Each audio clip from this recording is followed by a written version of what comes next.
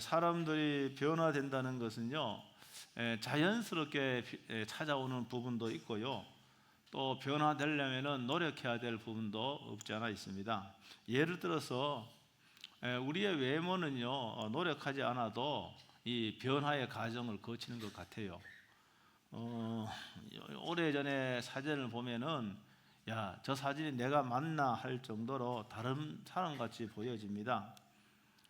그리고 또 나이가 들수록 꼿꼿했던 허리와 어깨는 굽어지고, 그 다음에 그렇지 않아도 작은 키가 더 작아져 보입니다. 탱탱했던 피부는 처지고 늘어졌고, 왜 주름은 그렇게 많은지 저도 이거 화면발 바는 거 싫어요. 뭐 얼굴이 그냥 주름이 다 나오니까 뭐 다 공통적인, 어떤 때는 병원으로 달려가서 시술을 받을까 그런 마음도 있고요. 용기 있는 사람들은 여기 시술 받은 사람 많이 있을 겁니다, 아마 얼굴에. 사람들은 외모는 노력하지 않아도 자연스럽게 노화의 과정을 거치면서 이렇게 변화되기 마련입니다. 그런데 우리의 신앙과 믿음은요, 애쓰고 힘써야 될 지점이 분명히 있습니다. 사실 오늘 여기 제가 오늘 이제 그 10장 이 19절부터 읽었는데, 이 19절부터는 어떤 내용인가 하면은 그 전까지는 교리 부분이에요. 교리 이론이라 그 말이에요. 이론. 쉽게 말해 이론이에요. 이론. 여러분, 이 하나님에 대해서 아는 것으로 신앙이 시작되긴 하지만 신앙의 전부는 아닙니다. 우리가 하나님을 알고 그 다음에 또 하나님의 말씀을 우리가 이게 받아들였다고 한다면은 거기에 걸맞는 성도의 삶을 살아야 되는 겁니다. 이게 신앙이에요. 그래서 오늘 19절부터는 사실은 이 교리적인 부분을 어떻게 삶 속에서 적용하고 실천할 건가, 그 내용이에요. 서신서는 다 그런 구조로 이렇게 만들어져 있습니다. 그런 의미에서 이제 신앙과 믿음은 힘써야 될 부분이 있어요. 우리가 나쁜 쪽으로 변화되는 것은 변질이라 그러죠. 신앙과 믿음이 변질되었다고 한다면은 거기에 걸맞는 자신의 선택과 결정이 분명히 있었을 겁니다. 신앙과 믿음이 성숙하고 성장했다면 마찬가지로 거기에 걸맞는 자신의 선택과 노력이 있었을 겁니다. 고린도전서 3장 6절에 보면은 바울은 이렇게 말합니다. 나는 심었고 아볼로는 물을 주었고 오직 하나님께서 자라나게 하셨나니, 이렇게 되어 있어요. 여러분, 하나님께서 신앙이 성장하게 하셨는데 사람들의 역할, 아볼로나 그 다음에 또 바울의 역할이 분명히 있었음을 말씀하고 있습니다. 이거는 뭐 한 교회가 성장하는 것도 마찬가지고 개인에게 적용해도 마찬가지예요. 그러니까 신앙과 믿음이 성장하고 자라는데 그런 인간적인 요소, 의지를 갖고 노력을 하고 애쓰고 그런 부분도 이렇게 간과할 수가 없습니다. 무시할 수가 없습니다. 여러분, 요 신앙생활, 내가 정말 말씀대로 신앙생활 잘 해야 되겠다, 나는 하나님이 기뻐하는 신앙생활을 해야 되겠다, 그런 결심 없이 어떻게 신앙생활을 제대로 할 수 있습니까? 그러니까 우리의 의지와 노력도 상당히 신앙이 성장하고 성숙하는데 중요한 요소다, 그 말입니다. 오늘 읽은 이 말씀은요, 특별히 19절에 있는 말씀은요, 그 당시의 율법과 율법적인 전통에 근거하면은 이건 핵폭탄과 같은 말씀이에요. 핵폭탄 무섭죠? 이거 어마어마한 영적으로 핵폭탄과 같은 말씀이 오늘 읽은 본문의 말씀이에요.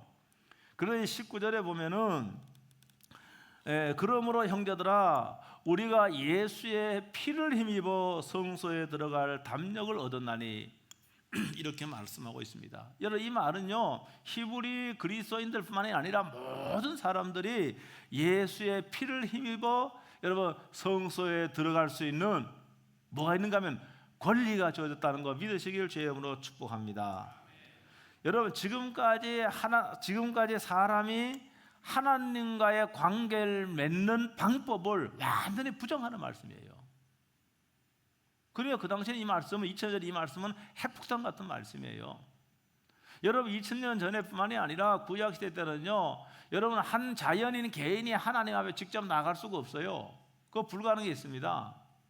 그래서 우리는 제사장을 통해서 하나님을 뵙고 하나님 앞에 나아갈 수 있게 되었습니다. 개인 자격으로 어림도 없어요. 갈 수가 없어요. 그런데 여기 오늘 말씀에 보면은 성소를 조금 이해를 해야 됩니다. 그 성소는 하나님께서 그 출애굽한 모세에게 그 성소, 다른 말로 하면은 하나님의 집, 또 다른 말로 하면 골든 하우스, 하나님께서 설계도를 주시면서 이 집을 지어라 그랬어요. 이 집은 텐트 형식의 텐트입니다. 텐트 일종의 텐트인데, 이 텐트는 성소, 다른 이 성소라고 우리가 번역을 했지만은 거룩한 장소란 뜻입니다. 왜 거룩한가? 거기 하늘에 계신 하나님이 거기에 오시는 거예요. 그 성소 안에 보면은 성소와 지성소로 분리가 되는데 한 3분의 1 정도 크기에는 지성소가 있습니다. 지성소에 가려면은 커튼이 쳐져 있어요. 이 커튼은 사실 출입 금지를 의미하고 있습니다. 그래서 이 지성소에는 거기 법궤가 있고 시은자가 있는데, 시은자는 은혜를 베푸는 그런 곳이라는 말입니다. 하나님이 거기에 임재하시는 겁니다. 그런데 이 지성소에도 아무나 못 들어가고 대제사장이 1년에 딱 한 번만 들어가는 거예요. 한 번만. 대속죄일에 들어가는 겁니다.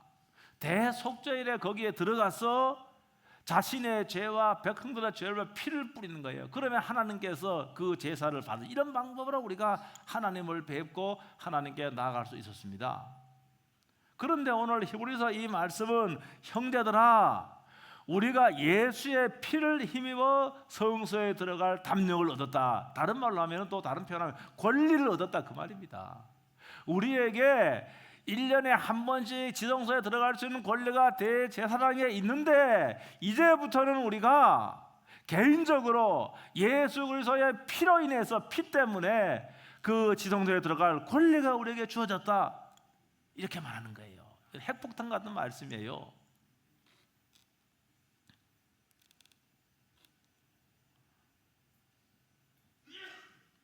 그러므로 여기 오늘 본문 19절은요, 여러분 대제사장이 아닌 각자의 개인이 예수님의 피를 힘입어 여러분 성소에 들어갈 수 있다라고 선언하고 있는 겁니다.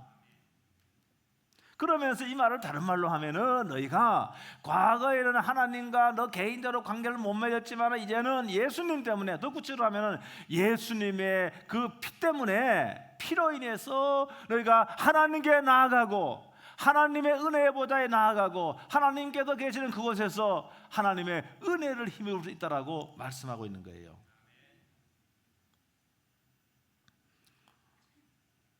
히브리서 8장 9장은요 제가 뛰어넘느라고 하지 않았지만 거기에 있는 내용은 어떤 내용인가 하면은, 여기 인간이 만든 성소, 인간이 손으로 만든 성소가 있고, 그 다음에 하늘의 성소를 대조하고 있습니다. 여러분, 이 지상의 성소는요, 이 지성은 다 그 하나의 모형이고 그림자에 불과한 거예요. 예수님의 그림자입니다. 다 그 성소도 그렇습니다. 그런데 진짜 성소는 어디 있는가 하면 하늘에 있는 거예요. 하늘에 있는 거예요. 예수님이 인간의 손으로 만든 땅의 성소에 들어가지 않았지만은 8장 9장을 제가 설명하는 거예요. 예수님은 자신의 피로서 한 번에 영원하신 하늘 성소에 들어갔다, 이렇게 말하고 있어요. 여러분, 그러니까 우리 예수님은요 지금 영원하신 여러분 하늘 성소에 여러분 계심을 믿으시길 주의 이름으로 축복합니다. 그러므로 이 말씀은 예수의 피를 힘입어서 그리스도인들은 참 성소인 하늘 성소로 개인적으로 들어갈 수 있는 겁니다. 오늘 우리가 지금 여기 오늘 저희는 여기 제한된 공간에서 여러분 하나님을 예배하지만은 여러분 각자 개인적으로 다 예수 그리스도 이름으로 예수의 보혈을 힘입어서 하늘 성소로 여러분 갈 수 있다는 거 믿으시길 주의 이름으로 축복합니다. 여러분, 그러니까 우리가 이걸 사모해야 되는 거예요. 늘 뭐 이 땅에 있는 게 정신이 팔려고 마음을 너무 뺏기지 말고요, 여러분 시간을 내어서 말씀을 묵상하면서 영원한 하늘 성소를 바라보면서 여러분 그런 시간을 우리가 가져야 되는 거예요. 여러분, 이렇게 되기 위해서는 온전한 믿음이 필요한 겁니다. 여러분, 구원하는 교리를 지식적으로 알고 있는 것들은 한참 부족합니다. 제가 지식이 중요하다고 늘 강조합니다. 여러분, 예수님이 나를 왜 무슨 일을 어떻게 하셨는지 모르면 예수님을 믿을 수가 없잖아요. 그렇기 때문에 아는 게 중요합니다. 여러분, 아는 것은 신앙의 시작입니다. 구원의 시작입니다. 그걸로 끝나서는 안 되는 거예요. 여러분, 알고 어떻게 해야 되는가 하면은 그 말씀대로 여러분 그리스도인들은 살아가야 되는 거예요. 여러분, 그런 의미에서 바로 뭡니까? 신앙은 삶이라는 거예요. 신앙은. 여러분, 삶이 없는 신앙은요, 없는 겁니다. 우리의 신앙은요, 신앙의 그런 뭡니까? 신앙의 성숙도는, 여러분, 신앙의 성장은 결국은 삶을 통하여 여러분 뭡니까? 증거되는 겁니다. 어떻게 하나님께 나아갈 수 있는지를 알았다고 한다면은 그러한 사실을 믿음으로 받아들여야 됩니다. 그 믿음이란 바로 예수 그리스도만을 의지하는 겁니다. 대제사장이고 우리로 하여금 담대히 하나님께 나아갈 수 있도록 하신 그리스도만을 의지하고 신뢰해야 되는 겁니다. 이러한 믿음으로만 우리는 하나님께 나아갈 수 있는 거예요. 예수님께서 요한복음 14장 6절에 이렇게 말씀하셨습니다. 내가 곧 길이요 진리요 생명이 나로 말미암지 않고는 아버지께로 올 자가 없다라고 분명히 말씀했습니다. 여러분, 그러니까 오늘 이 말씀도 결국은요 11장 18절까지는 교리에 해당되는 부분입니다. 그러니까 이 19절부터 너희가 이제는 남은 삶을 이 땅에서 믿음으로 살아야 된다, 말씀대로 살아야 된다, 이렇게 말씀하고 있는 거예요. 이제 저와 여러분들은 예수 그리스도 구주로 영접하고 주인으로 모셔드리며 삶은 저와 여러분들은 다 여러분 왕 같은 제사장입니다. 그래서 우리는 여러분 예수 그리스도 이름으로 예수님의 그 흘려진 피를 힘입어서 하나님께 나아갈 수 있게 된 겁니다. 유대 그리스도인들 중에는요 하나님을 안 섬기겠다는 사람은 없습니다. 근데 하나님을 섬기기는 섬기는데 오늘 여기 이 서신을 받아본 유대 그리스도인들이요, 우리가 하나님을 섬기는 섬기는데 안에 꼭 예수 그리스도를 믿어야 하나님 섬기는 거야? 이런 생각을 하는 거예요. 우리가 하나님 안 섬긴다는 거 아니고 꼭 예수 그리스도의 피를 힘입어서만이 하나님을 섬겨야 되는 거야? 이렇게 의문을 갖고 있는 그런 사람들이 있었을 것이다, 저는 추측을 하는 겁니다. 그러니까 이렇게 나오는 거죠. 아니, 야훼 하나님, 구약의 하나님, 율법 주신 하나님, 천지를 창조하신 하나님, 그 하나님 내가 안 섬긴다 이게 아니야. 섬겨. 그런데 꼭 예수를 믿어야 되냐 말이야. 예수의 피를 의지해야 하나님을 섬길 수 있는 것이냐고 이렇게 의문을 제시한 사람들에게 너희들은 반드시 예수 그리스도를 믿어야만이 하나님을 믿을 수 있다는 거예요. 예수 그리스도의 피를 의지해야만이 하나님께 계시는 영원한 성소에 너희들이 들어갈 수 있다라고 이렇게 말씀하고 있는 겁니다. 그러니까 예수 그리스도를 여러분 믿지 않는 그러한 그 신앙은 없는 겁니다. 그래서 본문에서 온전한 믿음으로 하나님께 나아가야 된다. 이것도 온전한 믿음이라고 하는 것은 저는 그렇게 이해합니다. 예수님의 피의 능력을 믿고 인정하는 겁니다. 예수님이 흘리신 피로 인하여 비로소 하나님께 나아갈 수 있는 권리가 그리스도인들에게 주어졌다라고 하는 것을 믿는 믿음이에요. 이 믿음이 있어야 되는 겁니다. 이거 온전한 믿음이에요. 저와 여러분들의 예수님의 십자가에 흘려진 피가 아니고서는 우리들은 결코 하나님께 나아갈 수 없는 거예요. 여러분, 예수님의 피 때문에 우리는 뭐 하는가 하면은 여기 오늘 본문의 말씀에 의하면은 담력을 가질 수 있는 거예요. 용기를 가질 수 있는 거예요. 예수님의 피가 그렇게 우리를 만든 겁니다. 이 온전한 믿음만이 완벽한 구원에 이르게 하는 겁니다. 그러므로 사랑하는 성도 여러분, 예수님이 없는 기도, 예수님이 없는 말씀, 예수님이 없는 찬양은 다 여러분 사람들을 하나님께로 결코 인도할 수가 없습니다. 그러므로 저와 여러분들의 매일매일 삶 속에서 예수님의 이름을 부르어야 되고, 여러분 예수님이 하시는 말씀을 기억하고 상고해야 되고, 이런 경우는 예수님이 어떻게 말씀하셨는가, 예수님은 어떻게 하실까, 여러분 그걸 생각하고 우리가 행동과 결정을 선택하고 결정해야 되는 거예요. 예수님의 삶을 쫓아가는 것이 바로 믿음 생활입니다. 내 멋대로 살고 내 생각대로 사는 게 믿음 생활이 아니란 말입니다. 믿음은 구원의 교리를 이해하고 술술 말한다고 해서 확증되는 것이 아닙니다. 믿음은 삶입니다. 예수님이 십자가에 흘린 피를 베드로 사도는 보배로운 피다. 보배로운 피. 보배로운 피를 줄임말로 보혈이라 그럽니다. 보배로운 피. 그러니까 보배로운 피는 예수님의 피밖에 없는 거예요. 여러분, 우리도요 뭐 상처가 난 피가 흐르지만 이 피는요 보혈이 아닙니다. 이 피는 한 사람의 생명은 살려줄지 모르겠습니다. 그렇죠? 피가 부족한 사람, 내 피를 뽑아다 살릴 수 있을지 모르겠습니다. 그런데 보혈은 세상에 하나뿐인 보배로운 피인 예수님의 십자가 흘리신 그 피는 여러분 모든 사람을, 세상의 모든 사람을 여러분 살리는 능력이 있음을 믿으실 주 여러분을 축복합니다. 이 보혈에 그런 능력이 있는 거예요.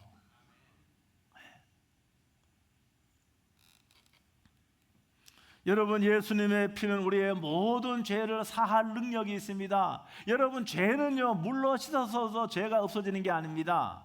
여러분, 요새 무슨 뭐 좋은 말입니다. 그 뭡니까? 약품으로요 뭐 그걸 죄를 닦는다고 해도 죄가 없어지는 게 아닙니다. 없어지는 게 아니에요.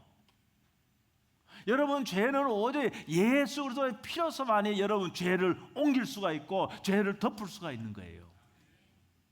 에베소 1장 7절에 이렇게 말하고 있습니다. 우리는 그리스도 안에서 그의 은혜의 풍성함을 따라 그의 피로 말미암아 속량 곧 죄 사함을 받았느니라. 피로 말미암아 죄가 용서함 받았다는 겁니다. 피 없이는 용서함 받을 수가 없는 겁니다. 요일서 1장 7절은 말하기를 그 아들 예수의 피가 우리를 모든 죄에서 깨끗하게 하실 것이요 이렇게 말하고 있습니다. 원죄뿐만이 아니라 여러분 삶 속에서 어떠한 죄도 여러분 예수의 피로서만이 씻음받을 수가 있는 거예요. 그래서 여러분 예수님의 피를요 엄청난 여러분 능력이 있는 겁니다.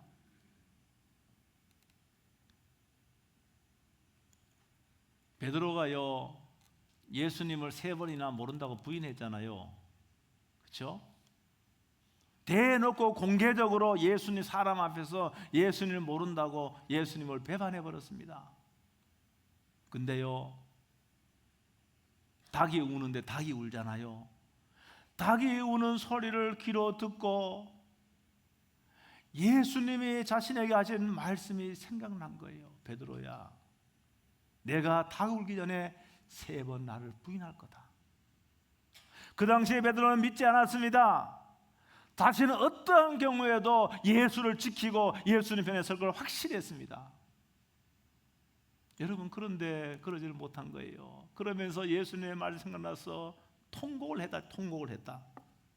했습니다. 마태복음 26장 33절에 보면 통곡을 한 겁니다. 여러분, 그러니까 우리는 자기 자신을 믿을 수가 없는 거예요. 우리의 생각이, 마음이 언제 어떻게 변할지 아무도 모르는 겁니다. 그러니까 장담할 수 있는 게 없는 겁니다.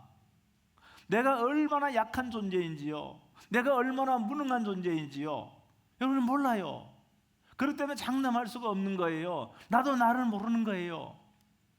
그저 하나님의 은혜에 의지하여 하루하루 은혜를 받아 먹고 사는 것이 우리들 아닙니까?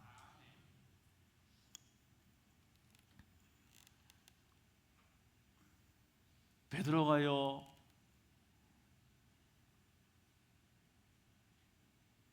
이제는 할 일이 없어졌으니까 고향 갈릴리로 돌아가잖아요. 거기서 예수님 만나기 전에 했던 고기를 잡으면서 그날을 보내고 있습니다. 근데 거기서 부활하신 예수님이 베드로를 찾아오는 겁니다. 베드로를 찾아오는 거예요. 그러면서 거기에서 베드로야, 내가 나를 사랑하느냐 3번이나 물으시는 거예요. 베드로는 부끄럽죠, 송구스럽죠. 예수님 부재했으니까. 주님이 아십니다.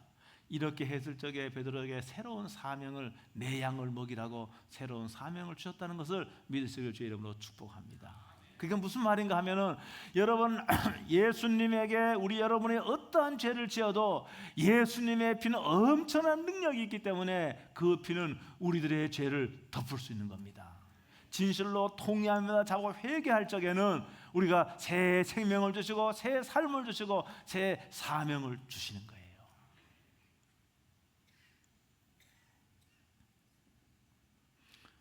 여러분은 보혈이 없으면 우리에게는 희망이 없습니다. 그러나 베드로가 보혈의 힘이여 모든 죄가 용서받을 적에 그런 새로운 희망이 보였고 새로운 사명이 있었고 새로운 삶을 살 수 있게 되었습니다. 보혈이 우리의 모든 죄를 제거해 주셨기 때문에 비로소 우리들은 소망 가운데 하나님께 나아갈 수 있는 거예요. 여러분, 예수님의 보배로운 피는요, 제가 한 구절만 읽겠는데 요한계시록 12장 11절에 보면은 예수님의 피는요 사단도 두려워합니다. 거기에 어떻게 되어 있는가? 또 우리 형제들이 다 같이 한번 읽어봅니다. 시작.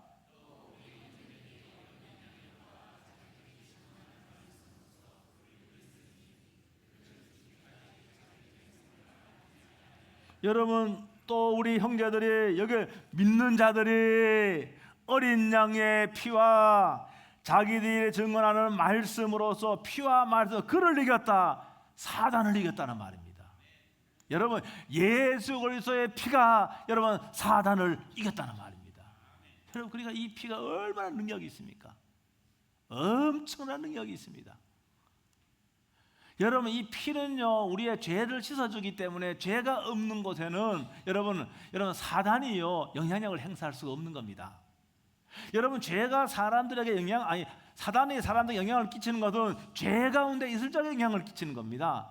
죄가 예수 그리스도의 그 보혈로 다 씻음 받을 적에는 여러분 사단은 힘을 잃고 그에게 아무런 영향을 끼칠 수가 없게 되는 겁니다. 출애굽기에 보면은요, 거기에 보면은 이제 하나님께서 이스라엘 백성들을 출애굽시키려고 하는데 애굽의 바로 왕이 이스라엘 백성을 내주질 않습니다. 그래서 하나님께서 10가지 재앙을 내리시잖아요. 마지막 10가지 재앙은 뭔가 하면은 여러분 사람의 장자를 치는 거예요. 그 다음에 생명이 있는 것에 모든 장자를 치는 겁니다. 그런데 하나님께서는 모세를 통해서 뭐라고 했는가 하면 어린 양의 피를, 이스라엘 백성들에게 어린 양의 피를 문설주와 임방에 바르라는 겁니다. 그러면은 죽음이 뛰어넘어간다는 겁니다. 죽음이 패스오버 된다는 거, 지나간다는 겁니다. 여러분, 그래서 이 말씀에 순종해서 이스라엘 백성들의 양의 피를 잡아서 문설주와 임방에 다 발랐습니다. 여러분, 정말로 애굽의 모든 가정에는 여러분 울음과 슬픔이 여러분 차고 차는데, 여러분 이스라엘 백성들의 집은 사망이 넘어갔음을 믿으시길 주 여러분으로 축복합니다.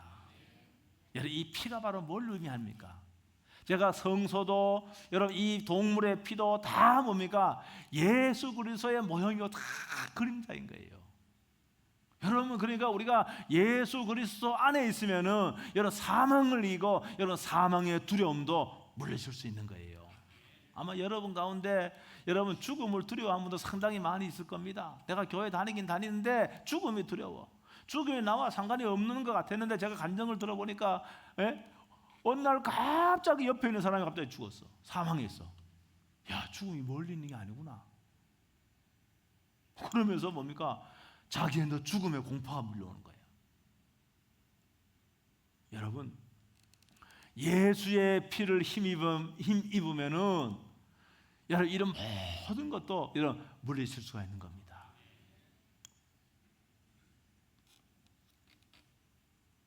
그래서 예수님의 그 피에는 엄청난 능력이 있는 거예요. 엄청난 여러분 효과가 있는 겁니다. 그리고 여기에도 그 바르는 행위, 양을 잡아서 그 피를 바르는 행위는 누가 해야 됩니까? 자기가 직접 해야 되는 거예요. 여러분, 그러니까 하나님의 말씀이 있지만 말씀을 순종하고 따르는 것이 여러분 따라올 적에 거기서 하나님의 역사가 일어나고 기적이 일어나는 겁니다. 다 그렇습니다. 다 그렇게 되어 있는 거예요. 아니, 나는 그 말 못 믿겠어. 무슨 양의 피를 거기 바른다고 해서 무슨 죽음이 임하지 않아? 나는 그걸 못 믿겠어. 그리고 순종 안 했어. 여러분, 말씀이 없지만은 그 사람은요 이스라엘 백성이라 할지라도 뭡니까? 장자가 죽었어요. 짐승이 죽었어요. 말씀이 없죠. 그렇지 않겠습니까? 그 피를 보고 주름이 지나갔는데 예수님이 이렇게 요한복음 6장 55절 56절 이렇게 말씀했습니다. 다 같이 한번 읽어보겠습니다. 6장 55, 56절 다 시작.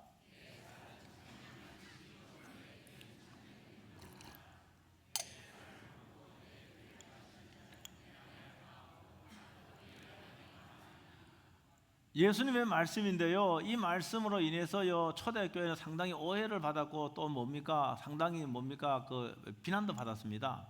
야, 저 사람들은 사람을 잡아서 그 사람의 고기를 먹고 피를 마시는 집단이라고 하는 그런 공격도 받았습니다. 이 말씀을 잘 이해해야 됩니다. 여러분, 예수님의 십자가에서 예수님은 달리셨습니다. 그렇죠? 달리셨습니다. 십자가에. 예수님의 십자가에서 몸이 찢기셨습니다. 여러분, 십자가에서 예수님의 모든 피를 남겨주고 여러분 다 쏟았습니다.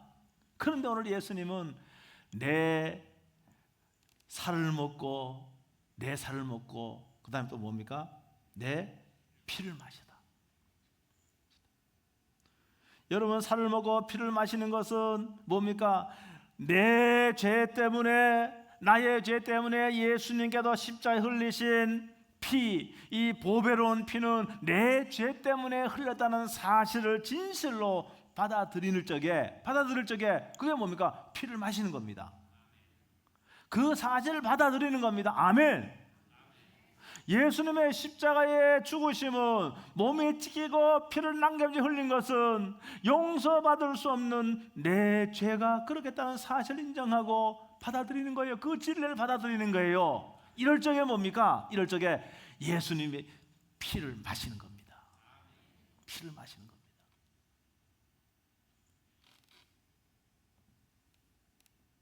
더 나아가서요, 여러분, 예수님의 피는요, 예수님의 찢기신 몸은요, 나를 위한 겁니다. 우리들을 위한 겁니다. 여러분, 섬김의 삶의 가장 높은 단계가 죽음이에요. 예수는 십자가에서 우리를 섬기기 위해서, 살리기 위해서 희생하신 겁니다. 그러므로 예수의 피로 하나님의 자녀가 되었고 하늘 성소에 들어가는 권리를 받은 우리들은 예수님이 살았던 그 삶의 모델이 되어서 예수님같이 기쁨과 감사함으로 희생적인 삶, 섬김의 삶을 사는 거예요. 이것이 바로 예수님의 살을 먹고 피를 마시는 겁니다. 의무적으로 하는 게 아니에요. 여러분, 의무적으로 봉사하면은요 힘들어요. 의무적으로 봉사하면은요 좀 목사님이나 장로 칭찬 안 해주면은요 마음이 좀 요상해져요. 여러분, 그런데 그게 아니고 뭡니까? 감사로 하는 거예요. 기쁨으로 하는 거예요. 여러분, 십자가의 은혜를 아니까, 여러분 피의 공로를 내가 아니까, 여러분 기쁨과 감사로 자발적으로 하는 거예요. 여러분, 이렇게 할 적에 저는 저희 교회에 그런 분들이 더 많았으면 좋겠습니다.